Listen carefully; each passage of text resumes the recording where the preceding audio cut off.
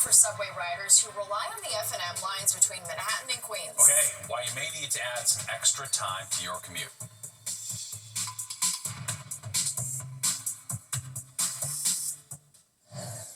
The news on Fox 5, brought to you by Stop and Shop. Feed the moment. Your perfect winter getaway is calling. Escape to the great outdoors. Relax and unwind in style. From the bright lights of the big city to the wide open places beyond it. And everywhere in between. New York State, everything you love.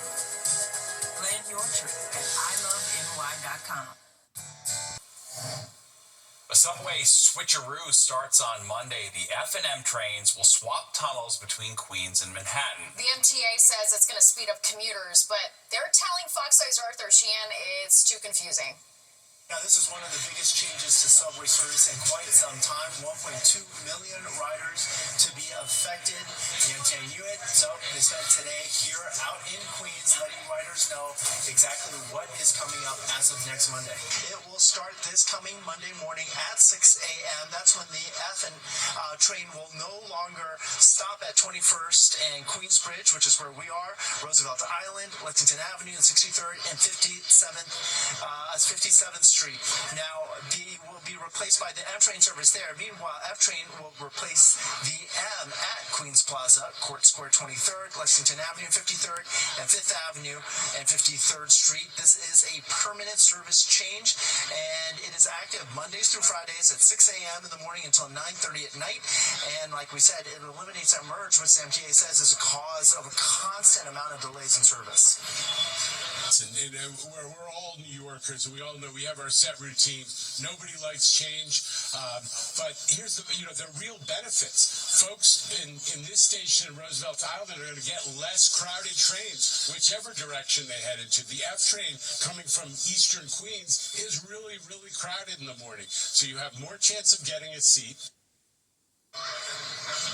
Now, transit employees we've seen at the station today leafleting, letting riders know that the big swap is coming and they're going to have to get used to that change. The MTA says it will result in faster service and more reliable service, not just for riders of the F and M lines, but also for those who get backed up by that switch, which is riders on the E and R. So it's 1.2 million riders affected beginning Monday. There are some issues, however. For one, the swap is at 6 a.m., but it's not clear how that works, if it's 6 a.m. throughout the entire train line or just at these 8 stations that we've mentioned to you. And many riders tell us that this swap will make their commutes longer and slightly more confusing too. Does it affect you in any way? Yeah, it does, because I got to go to uptown. This doesn't go to 63rd and Lex. So you got to figure out. I got to figure out. I got to go further down to 42nd to transfer instead of right here at 63rd to catch the Q and transfer to at 14th Street. Does it make sense for you? It happened before, and it was confusing, but now I guess I'll be slightly confused again. Now, to be clear, these changes are permanent, but they only affect travel on Mondays through Fridays from 6 a.m. until 9:30 p.m. The MTA trying to make it clear that on the overnight and on the weekends, it's the same as it is now. In Queensbridge, Queens, Arthur Sheehan, Fox 5 News. All right, well, the crisis is growing at the tips of our fingers. The digital age is draining, and the screen time stress is eating into our well-being. And Taylor Swift knocked from Spotify's top spot, the artist who took over the global charts in this year's Spotify Wrapped. Plus, Nick is here with a look at the very cold forecast. Yeah, the real cold air is going to be arriving in about 24 hours' time or less. It's behind this cold front and also brings a couple snow showers. We may see a few of those tomorrow afternoon. Find out where the temperatures are headed when the 10 o'clock news returns. Jobs are available with the City of New York today. Get connected to career opportunities as a teacher, school nurse, correction officer, taxi inspector, and more. Whether you're starting out or looking for a change, there's a place for you with the City of New York. Start right now at deliveringforyou.nyc or call 212-386-5000. Hiring professionals are waiting to help. Work with NYC is where you're meant to be. Deliveringforyou.nyc. Bad Bunny dethrones Taylor Swift. Spotify announcing the Latin artist is the most streamed artist for the year. Globally, Taylor was still number 1 in the US. The global top song goes to Lady Gaga and Bruno Mars for Die With a Smile. This is part of the annual Spotify Wrapped. Each user can also review their own listening trends. Well, social media used to be fun, but a new study shows it's feeling more like work these days. An alarming amount of people say that they suffer from digital burnout. Yeah, Fox 5's Meredith Gorman has the status update. Across the country, more people say they're hitting a wall with their devices. Constant alerts, endless scrolling, and the pressure to always be reachable are pushing many Americans into what experts now call digital burnout.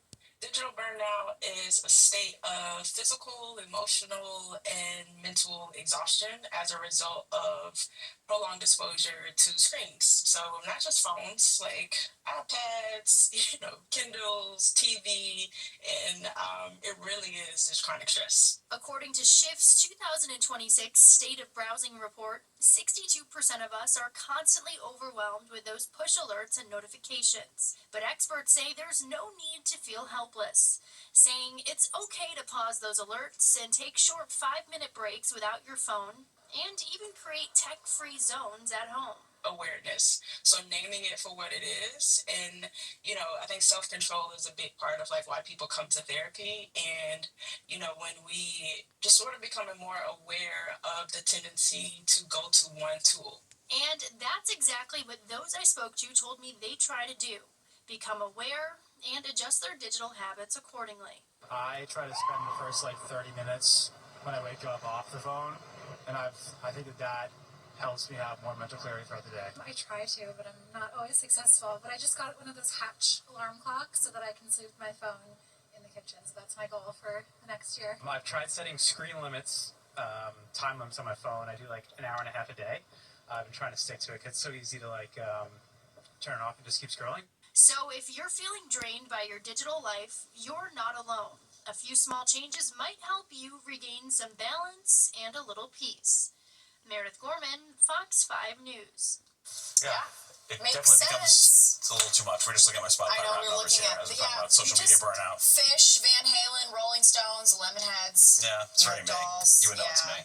Yeah, I mean, look at this. We're doom scrolling during the doom scroll story. That's right. How meta is Sign that? of the times. And you saw they said, take 5-minute breaks, Steve. Yeah, Steve. Yeah, I'm 5-minute guilty as breaks. charged. All right, I'm putting the phone away. There you go. Well, you'll be scrolling during weather, I'm sure. All right, let's take a look at our weather. Hey, another chilly day, right? Only at 41 for the high, 31 for the low, way below the average of 48 and 37. 69 and 9 marked the records at 9 back in 1976, and neither one of these are happening anytime soon. We have some little high clouds out there. It's cold, 39. Wind has gone calm in the city. Humidity is dry, and the pressure is rising. That's a good weather sign there, 30.05. And it's cold in the suburbs. We're in the 20s. North Jersey, Hudson Valley, up to Hartford, out to East Hampton. Even Islip now 29, down to Trenton 28. Still high 30s in town, but 30 as you get down towards Belmar at the shore. These numbers are definitely a little colder than last night, 5 to as much as 15 degrees, except right over the city. We're still +3. Wind is calm, or light southwest wind, about 5 miles per hour. And as you look at temperatures all through the northeast, for highs for the day, again, all below average, 30s to the north, 44 down at Newark for the warmer spot on our map here. And you got up to New England, it was only in the 30s there too. Albany at 30, 34 Rochester, down to only 31 Cleveland and Clarksburg, West Virginia. And even colder as you went westward. Again, 27 Detroit up to Green Bay, 26 into Cincinnati. And you're going to see some even colder weather moving on down in just a moment. That'll be affecting us tomorrow night into Friday. All right, you guys, a few high clouds around. Snow showers off to the northwest. Why? That's a cold front that's coming our way. That cold front is the leading edge of what will be our little polar blast coming here tomorrow night on into Friday. And it might bring a couple of flurries or snow showers late morning into the afternoon, mostly north of town. It's not going to be a big deal. This little disturbance, though, is going to scoot just to our south. Earlier in the week, it was looking like it was going to come a little further northward to make it real interesting for Friday night into early Saturday. Still looks like a glancing blow, as you'll see. We'll look at our futurecast here in just a moment. Look at the purple and magenta colors appearing. That's cold. They're coming down from Canada. Teens, 20s. That'll be on the move. We'll get a little taste of that tomorrow night and Friday. 30 today in Chicago, 40 to Little Rock, 50 to Panama City, but 82 there in Miami and South Florida. They'll get a little cool air as well, though. Denver, 33, 40 Salt Lake to Seattle, 60 San Francisco, That's a mistake. It was not 111 in Los Angeles today. It was actually about 69 and 68 in Phoenix. Okay, here's our futurecast overnight again. Chilly weather, 20s, low 20s north and west, low 30s in town and along the coast. Tomorrow, clouds and sun, couple of flurries, no showers again as we head into the afternoon, as the wind also picks up tomorrow.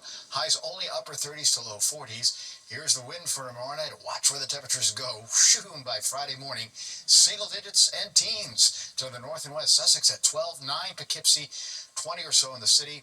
Sun to clouds Friday. Here's that little disturbance coming by again. A little light snow possible as temperatures hold only in the high 20s to the low 30s. 32 in the morning in town, 20s in the suburbs. Windy tomorrow, about 41. A couple of flurries in the afternoon. Late day snow threat on Friday. Only 31. Morning low again around 20. Chilly weekend, 30s to low 40s. Windy and colder again Monday, 32. Look at Tuesday morning, back in the 20s. And another shot of little light snow or snow showers later Tuesday and Tuesday night. Steve Natasha. I heard every word of that, Nick. Yes, there was no scrolling, I can attest. I will give you a quiz after the broadcast. Okay, fair enough. Well, a personal shopper in the palm of your hand. AI is a new holiday hack. How its gift-giving list is stacking up against Santa. And no hippos or front teeth on Christmas, the surprising digital gift that nearly half of Gen Z wants.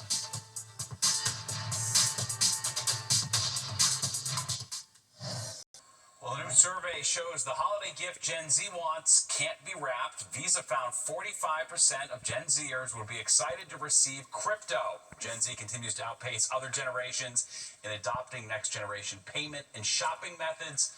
When asking all adults about the digital currency, just 26% said they would want it as a present. Is Bitcoin pumping? Bitcoin is like pumping, but after a big dump. Okay. So it's All right. not doing super great right now. Okay, good to know. If you have a hard time shopping for a family member, there is a new tool that might help you find the perfect present. All right, Fox 5's Liv Johnson's exploring the use of AI this gifting season. Finding that perfect Christmas gift for a loved one can be overwhelming.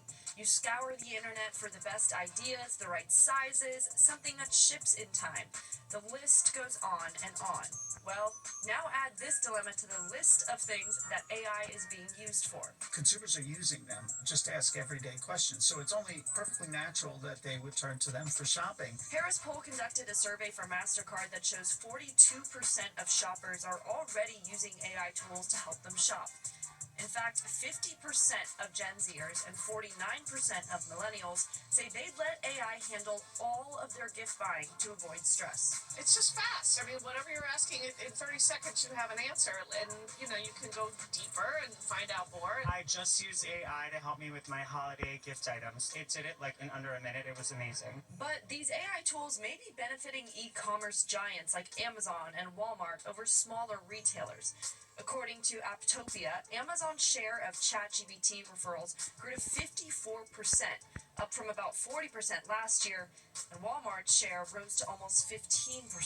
Meanwhile, Google rolled out an AI feature called Let Google Call, which users can direct to call local stores to ask about products. What's very interesting about the way we research this year is that it's changing. We are using those tools that we've always used, but now we're using AI as well. Trey Bodge is a smart shopping expert and lifestyle journalist who tests products and creates some of those gift idea articles you might read during the holidays. So you might think AI chatbots and ChatGPT will harm her business. But Bodge says she's not too worried and even uses this technology herself. I am hoping that people still come to me, of course, and other experts like me who are trying and testing products, but AI is a really good tool if you're not sure what to buy someone and that person has very niche interests. Some shoppers are still against it. A lot of it comes down to just how much water and energy the AI uses. I feel like it makes it special if it comes from the heart, something to show you understand your friend, if you get something that they'll like. But data shows this opinion is the minority. Adobe reports AI-generated traffic to retail sites jumped 805% year over year.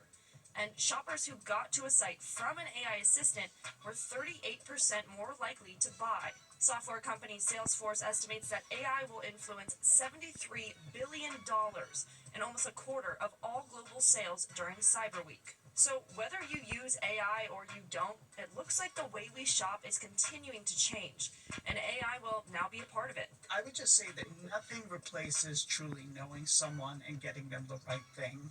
So I think that AI can act like it knows someone or act like it really gets it, but it's not human.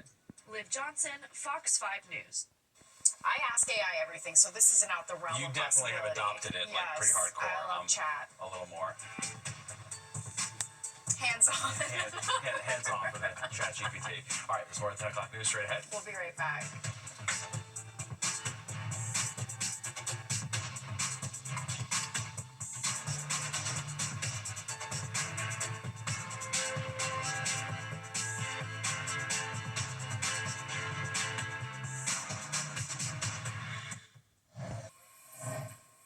Well, a lab monkey has a new home in New Jersey. Forrest will get to live out the rest of his life at the Popcorn Park Animal Refuge in Forked River. Forrest escaped from a truck carrying 21 lab monkeys when it crashed in Mississippi. I actually remember that story a while ago. 3 monkeys escaped, 2 were eventually killed, but Forrest remained on the run until being found. I guess that's the whole Forrest reference there. The refuge says Forrest is settling into his new environment and enjoying spending time outside. I'm always pulling for the animals that escape from these situations. Wait, that's a really nice ending. Sure. Good for him. All right, and don't go anywhere. Good night, New York, with Crystal Young and Ryan Christopher is next. You do not want to miss it. Okay, that does it for us tonight. If you missed any part of the 10 o'clock news, you can always catch an encore on our free streaming app, Fox Local. Or you can stream our newscast anytime. Have a great night. We'll see you tomorrow.